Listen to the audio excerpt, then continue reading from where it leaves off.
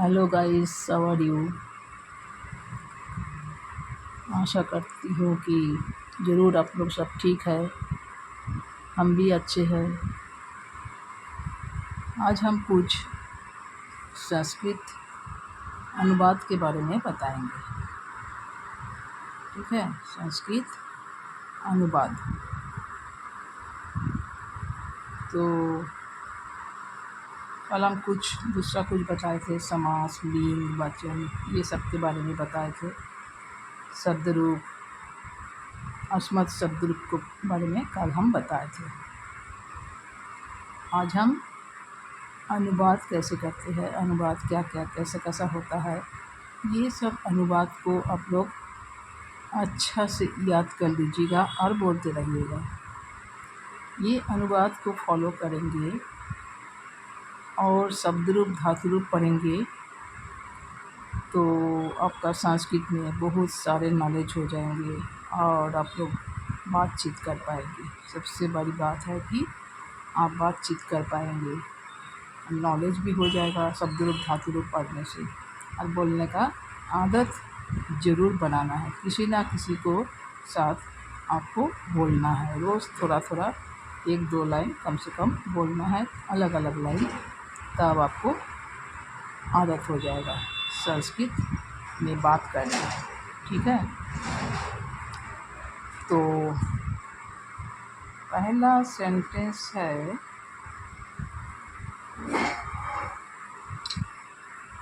एक number sentence, बारिश हो रही है। बारिश, ये जो संस्कृत है ये हिंदी का ही शुद्ध हिंदी है। शुद्ध हिंदी पता चलेगा तो वो संस्कृत में आप लगा सकते हैं। बिंदु विसर्ग कहाँ होगा उसका नॉलेज होना चाहिए। हलांत, बिंदु विसर्ग, हस्ती दीर्घी, उसके हिसाब से आपको देना है। तो बारिश हो रही है, ये हो जाएगा वर्षा। बारिश को तो वर्षा बोलते हैं हिंदी में, शुद्ध हिंदी में वर्षा। तो आपको संस्कृत में वर्षा ही बोलना है। वर्षा हो रही है, वो हो जाएगा भवति। ये भवति कहाँ से आया, कैसे हो गया, उसको आपको नॉलेज बढ़ाना है। तो भवति आया है भू धातु रूप से। ये जो है क्रिया होता है धातु रूप। जब हमको क्रिया शब्द यूज़ करना है संस्कृत में तो हमको धातु रूप को सोचकर उसको वचन और पुरुष के हिसाब से हमको वर्ड पुट करना है।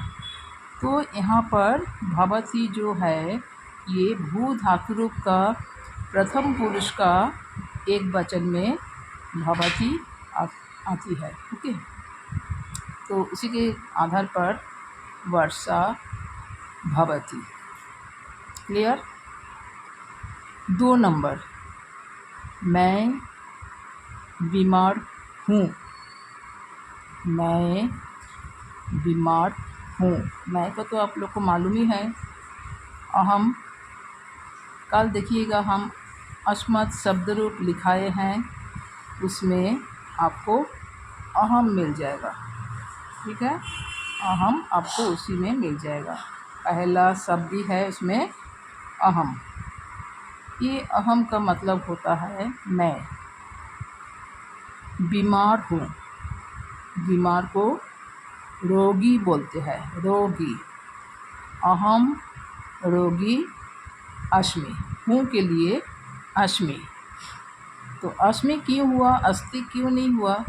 तो जब मैं है, मैं के लिए अहम है। अहम के लिए आपको हमेशा भाग में मी लगाना है, अस्मि लगाना है, अस्ति नहीं होगा क्योंकि अहम है यहाँ पर। इसलिए अहम के लिए क्रिया में मी लगाना है हमेशा। उसी का आधार पर अहम रोगी अस्मि हो गया। क्लियर। 3 नंबर, मैं समझ गया। मैं समझ गया। अहम अवगच्छामि स्म। अहम अवगच्छामि स्म। ये स्म इसीलिए लगा क्योंकि ये पास्ट टेंस सेंटेंस है। मैं समझ गया, ये पास्ट टेंस है गया, तो इसीलिए अवगच्छामि मतलब समझ। अवगच्छामि ये वर्तमान काल में होता है। जब हम स्म लगा दिए वर्तमान काल के साथ, जब हम स्म लगा दिए तब ये पास्ट टेंस में चेंज हो गया। मतलब संस्कृत में बोलते हैं लंग लकार, लंग लकार में चेंज हो गया। ठीक है, स्म लगाने से पास्ट टेंस बन जाता है। वर्तमान काल के साथ स्म अगर हम लगा देंगे, मान लीजिए हमको लंग लकार मालूम नहीं है, तो हम वर्तमान काल के साथ हम अगर स्म लगा देंगे तो भी चलेगा, तभी पास्ट टेंस बन जाएगा। क्लियर। 4 नंबर, मुझे प्यास लगी है। मुझे प्यास लगी है मतलब मुझे प्यास लगी है मतलब क्या, मैं प्यासा हूँ, तो उसको मैं बोल सकते हैं आप।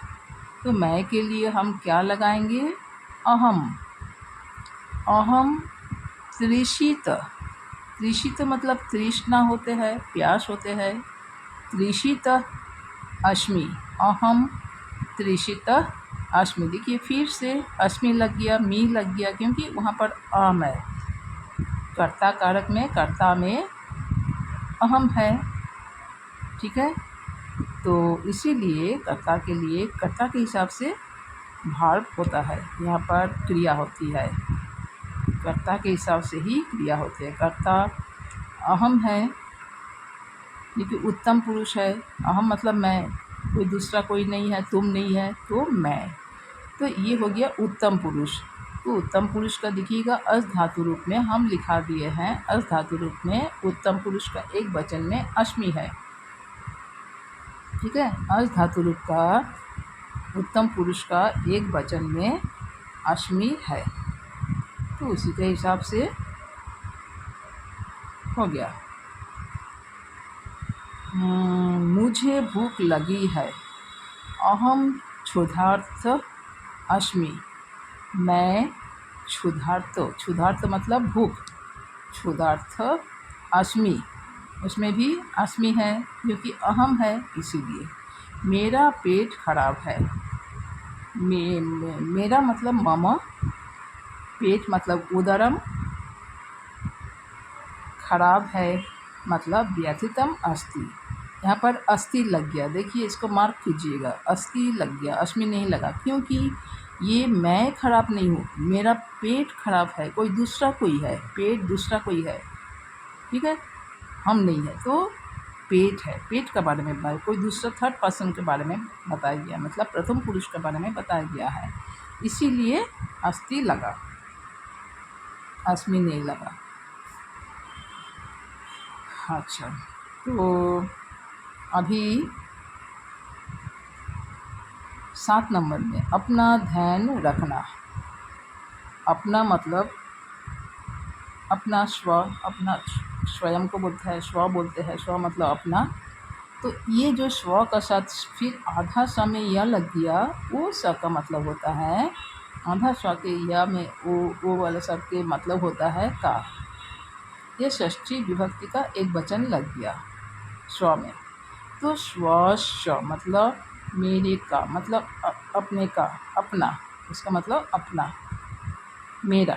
स्व मतलब मेरा अपना, अपने का। पालनम कुरुता मतलब ध्यान, पालनम मतलब ध्यान, कुरुतो मतलब करो, मतलब ध्यान रखो। आप कैसे है, आपको बोलते हैं भवान। अगर तुम बोलेंगे तो त्वम बोलते हैं, आप लोग को तो मालूम है, त्वम मतलब तुम, और भवान मतलब आप। तो कैसे को बोलते हैं कथम। भवन कथम है, असि, क्योंकि भवान है इसीलिए ये मध्यम पुरुष का, अस धातु का मध्यम पुरुष का एक वचन के हिसाब से असि लग गया। ठीक है, हम नहीं है, वो नहीं है, कौन है, आप है, तो ये मध्यम पुरुष होते हैं। तो मध्यम पुरुष का एक वचन में अशी है।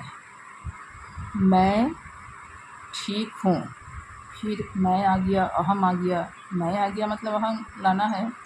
ठीक को बोलते हैं कुशल, अश्मि। फिर अहम के लिए अश्मि लग गया। क्या तुम्हारा हो गया? तो यहाँ पर तुम्हारा है भवत। तुम्हारा मतलब आपका दिया, भवत मतलब आपका। यहाँ पर आपके साथ बोला गया है, तुम्हारा साथ नहीं, आपके साथ। तुम्हारा मतलब आपका बोला गया। भवत अस्ति वा, तुम्हारा हो गया। अस्ति वा मतलब और, ठीक है।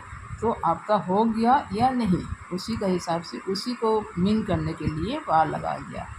भवत अस्ति वा, मेरा हो गया। मम एव, मेरा हो गया। हमेशा याद रखना, अहम मतलब मैं और मम मतलब मेरा। अगला कौन है? अगला मतलब अग्रे, आप लोग को मालूम है कौन है, क अग्रे।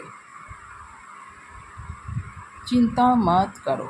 चिंता तो शुद्ध हिंदी में भी बोलते हैं, तो इसलिए चिंता ही लग जाएगा। अच्छा, मत करो, मस्त। यहाँ पर दो वर्ड मिला के एक शब्द बन गया है, माँ जोड़ अस्तु। ये माँ का मतलब होता है संस्कृत में मत। अस्तु मतलब चिंता मत करो। वह कहाँ है? स पुत्र अस्ति। ये अस्ति लग गया क्योंकि ये दूसरा कोई है, दूसरा किसी के लिए अस्ति लगता है के लिए अस्ति, ठीक है। स पुत्र मतलब कहाँ, अस्ति वह अंदर है। स अंदर को बोलते हैं अंतः। अंतः विसर्ग लग, देखिएगा कहाँ कहाँ विसर्ग लगा और बिंदु लगा ऊपर में, वो सब ख्याल करते, उसी के हिसाब से संस्कृत शब्द बनता है।